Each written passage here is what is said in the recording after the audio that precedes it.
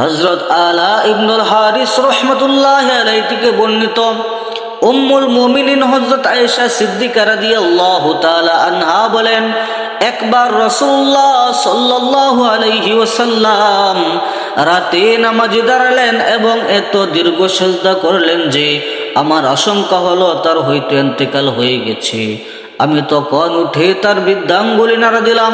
তার বৃদ্ধাঙ্গুলি নড়ল।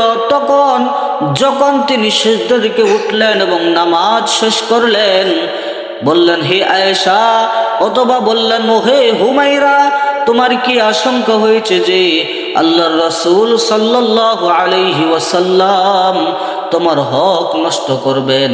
আমি উত্তরে বললাম, ইয়া রাসূলুল্লাহ, ইয়া হাবিবাল্লাহ, আপনার দীর্ঘ সিজদা থেকে আমার আশঙ্কা হয়েছিল আপনি ইন্তেকাল করেছেন কিনা। নবীজি সাল্লাল্লাহু আলাইহি সাল্লাম জিজ্ঞাসা করলেন, তুমি কি জানো এটা কোন রাত?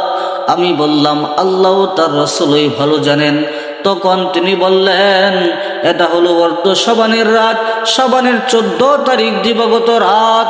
আল্লাহ তাআলা অর্ধ শাবানের রাতে তার বান্দাদের প্রতি মনোযোগ দেন, ক্ষমা প্রার্থনাকারীদের ক্ষমা করেন এবং অনুগ্রহ প্রার্থনাকারীদের প্রতি অনুগ্রহ করেন, আর বিদেশ পোষণকারীদের ছেড়ে দেন তাদের অবস্থাতেই।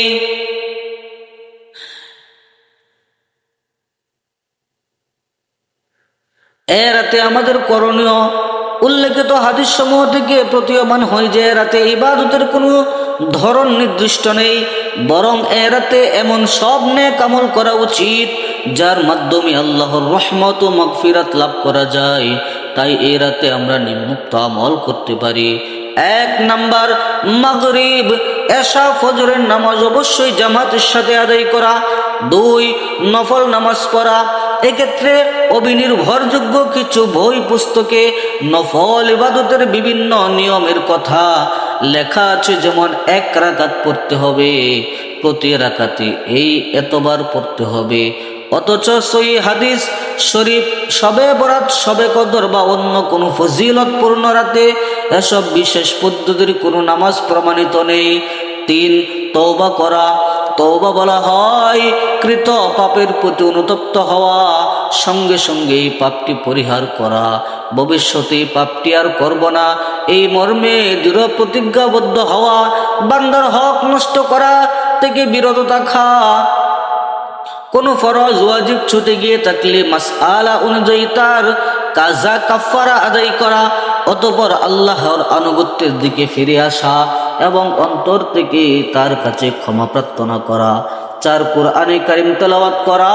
5, দুরূদ শরীফ পড়া, জিকির আজকার করা ও ইস্তিগফার পড়া ইত্যাদি।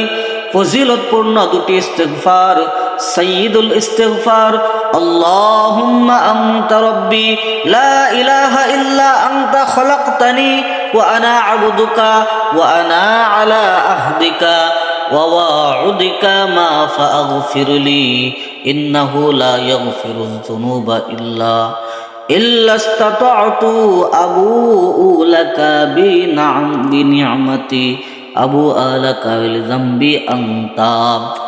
রাসূলুল্লাহ সাল্লাল্লাহু আলাইহি সাল্লাম ইরশাদ করেন, যে ব্যক্তি নিষ্ঠা ও বিশ্বাসের সাথে দিনে ও রাতে এই ইস্তিগফার পড়বে এবং অবস্থায় যে কোনো সময় মারা যাবে, সে নিঃসন্দেহে জান্নাতে প্রবেশ করবে। সংক্ষিপ্ত ইস্তিগফার: আস্তাগফিরুল্লাহাল আযীম আল্লাযী লা ইলাহা ইল্লা হুয়াল হাইয়ুল কাইয়্যুম ওয়া আতুবু ইলাইহি।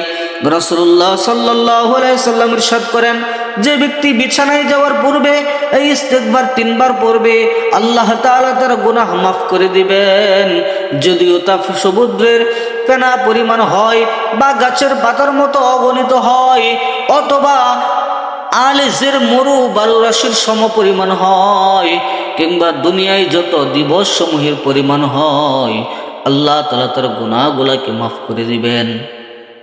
5, এই রাতে গুরুত্ব সহকারে দোয়া করা, কারণ এই রাতে দোয়া কবুল হওয়ার কথা বারবার ধ্বনিত হয়েছে। 6, এই রাতে কিছু দান সদকা করে এবং নফল ইবাদত করে মৃতের জন্য সওয়াব পৌঁছানো। 7, 15 শাবান নফল রোজা রাখা। রোজা রাখার বিষয়টি উল্লেখিত হাদিস ছাড়াও অন্যান্য হাদিস দ্বারা প্রমাণিত। 8, সালাতুত তাসবিহ আদায় করা। যেতে পারে সালাতুত তাসবিহের নিয়ম কোনো আলেম থেকে জেনে নিতে হবে। এই রাতের আমল সমূহ সম্মিলিত নয়, বরং ব্যক্তিগত। আল্লাহ তাআলার সাথে একান্ত হয়ে একাকী সম্পর্ক গড়ার অন্যতম মাধ্যম হলো নফল ইবাদত। আর বিশুদ্ধ মতানুসারে নফল ইবাদত দলবদ্ধভাবে জামাতের সাথে নয়, বরং একাকী করাই উত্তম। ফরজ নামাজ তো অবশ্যই মসজিদে জামাতের সাথে আদায় করতে হবে। এরপর যা কিছু নফল পড়ার তা নিজ নিজ ঘরে একাকী পড়বে, এবং এটি উত্তম পন্থা, কারণ ঘরকে ইবাদত শূন্য করা নিষেধ।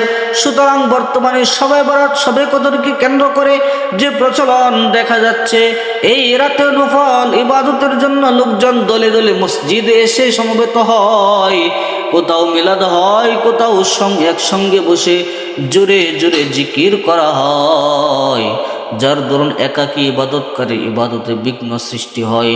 অথচ এই রাতে এগুলো করার কোনো প্রমাণ হাদিস শরীফে নেই, এবং সাহাবায়ে কেরাম তাবিঈন তবে তাবিঈনের যুগে কোনো প্রচলন ছিল না।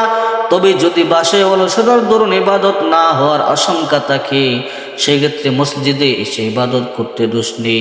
এক্ষেত্রে প্রত্যেকে নিজ নিজ আমলে মশগুল থাকবে এবং অন্যের আমলে ব্যাঘাত সৃষ্টির কারণ হবে না। এ রাতেও যারা বঞ্চিত থেকে যায়, হাদিসের বর্ণনা অনুযায়ী কিছু লোক এমন রয়েছে যারা এই সাধারণ ক্ষমার রাতেও ক্ষমা পায় না, যতক্ষণ না তওবা করে ফিরে আসে। হাদিসের আলোকে এরা হলো আল্লাহ তাআলার সাথে অংশীদার সাব্যস্তকারী মুশরিক, হিংসুক, আত্মীয়তার সাথে সম্পর্ক ছিন্নকারী, যে পুরুষ টাকনুর নিচে কাপড় ঝুলিয়ে পড়তে অভ্যস্ত, পিতা মাতার অবাধ্য সন্তান, মদ্যপানে অভ্যস্ত ব্যক্তি, অন্যায়ভাবে কাউকে হত্যাকারী। দেখুন সহিহ ইবনে হিব্বান। শবে বরাতের বর্জনীয় বিষয়, শয়তান মানুষকে এই রাতে বিভিন্ন আমল থেকে বিরত রাখার জন্য কিছু কুসংস্কারের প্রচলন ঘটিয়েছে। বিস্ময়ের ব্যাপার হলো কিছু মানুষ এগুলোকে নেক কাজ মনে করে শুধু বিভ্রান্তই হচ্ছে। এ জাতীয় কিছু কুসংস্কারমূলক কাজ হলো আতশবাজি, ফটকা ইত্যাদি ফুটানো, আগরবাতি জ্বালানো, মসজিদ, ঘর বাড়ি, দোকানপাট, জায়গায় আলোকসজ্জা করা, এসব অপচয়ের শামিল। তাছাড়া এটি বিধর্মী হিন্দু দেওয়ালি উৎসবের সাথে সাদৃশ্যপূর্ণ হওয়ার কারণে অবশ্যই পরিত্যাজ্য, বর্জনীয়। হাদিস শরীফে এসেছে, রাসূলুল্লাহ সাল্লাল্লাহু আলাইহি সাল্লাম বলেন, যে ব্যক্তি যে সম্প্রদায়ের সাথে সাদৃশ্য রাখবে সে তাদের দলভুক্ত হবে। হালুয়া, রুটি, খিচুড়ি পাকানো, এসব কিরাতের বিশেষ কাজ মনে করা হয়। মা বোনদের দামি সময় নষ্ট হয়, মসজিদে হইচই শোরগোল হয়, ইবাদত করার পরিবেশ নষ্ট হয়, এবং এসবের পিছনে পড়ে রাতের তওবা, ইস্তিগফার, নফল ইবাদত ইত্যাদি ছুটে যায়।